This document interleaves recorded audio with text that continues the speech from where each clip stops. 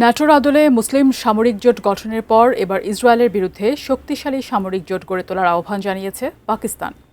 Saudi, তুরস্ক ও পাকিস্তানের যৌথ প্রতিরক্ষা চুক্তি স্বাক্ষরের পরই এমন আহ্বান জানান পাকিস্তানের প্রতিরক্ষামন্ত্রী খাজা আসিফ। তবে কি আরও একটি নতুন মুসলিম সামরিক জোট দেখতে যাচ্ছে গোটা বিশ্ব? বিস্তারিত জানাচ্ছেন মেহেদি হাসান।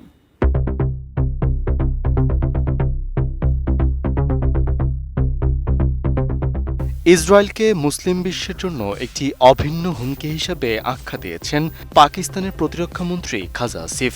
তার মতে এই হুমকি মোকাবেলা করতে হলে মুসলিম দেশগুলোকে নিজেদের মধ্যকার মতভেদ ভুলে ঐক্যবদ্ধভাবে দাঁড়াতে হবে।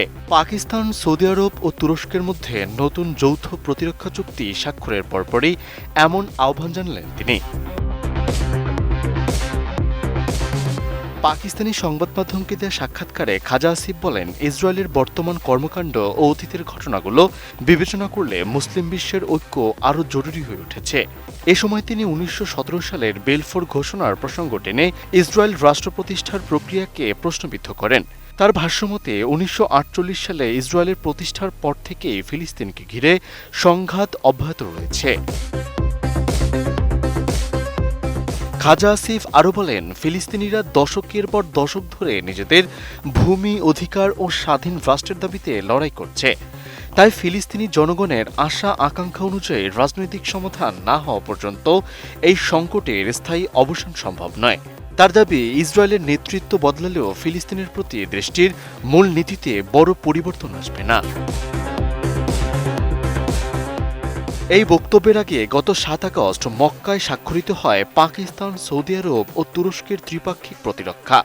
এর মাধ্যমে তিন দেশের যেকোনো একটির উপর সশস্ত্র হামলাকে সবার উপর হামলা হিসেবে বিবেচনা করা হবে। তুরস্কের পররাষ্ট্রমন্ত্রী হাকান ফিদান এই ব্যবস্থাকে ন্যাটোর অনুচ্ছেদ ৫-এর নীতির সঙ্গে তুলনা করেছেন। তবে কোনো হামলার পর কী ধরনের সামরিক সহায়তা দেওয়া হবে তা পরিস্থিতি বিবেচনা করে তিন দেশ পারস্পরিক আলোচনার মাধ্যমে নির্ধারণ করবে। চুক্তির আওতায় তিন দেশের সামরিক ও নিরাপত্তা সহযোগিতা আরও বাড়ানোর পরিকল্পনা রয়েছে। নিয়মিত মন্ত্রী পর্যায়ের বৈঠকের পাশাপাশি সৌদি আরবে একটি স্থায়ী সচিবালয় গঠনের কথা বলা হয়েছে। ভবিষ্যতে মিশরও এই কাঠামোয় যুক্ত হতে পারে বলে জানিয়েছে তুরস্ক। তবে চুক্তিতে সরাসরি ইসরায়েল বা অন্য কোনো দেশকে শত্রু হিসেবে উল্লেখ করা হয়নি। সৌদি আরবও বলছে এটি কোনো নির্দিষ্ট দেশের বিরুদ্ধে গঠিত সামরিক অক্ষ নয়। ফলে খাজা আসিফের প্রস্তাবিত বৃহত্তর ইসরায়েল বিরোধী মুসলিম সামরিক জোটে সৌদি আরব বা তুরস্ক এখনও প্রকাশ্যে আনুষ্ঠানিক সমর্থন জানায়নি। ধারণা করা হচ্ছে ত্রিপাক্ষিক এই জোটের বাইরেও ইসরায়েল বিরোধী নতুন সামরিক জোট গঠনের পরিকল্পনা করছে পাকিস্তান। সেই জোটে ভেদাভেদ কিংবা মতপার্থক্য ভুলে সকল মুসলিম দেশকে যুক্ত করার পরিকল্পনা রয়েছে দেশটির। Mehedi Hasan, ATN news.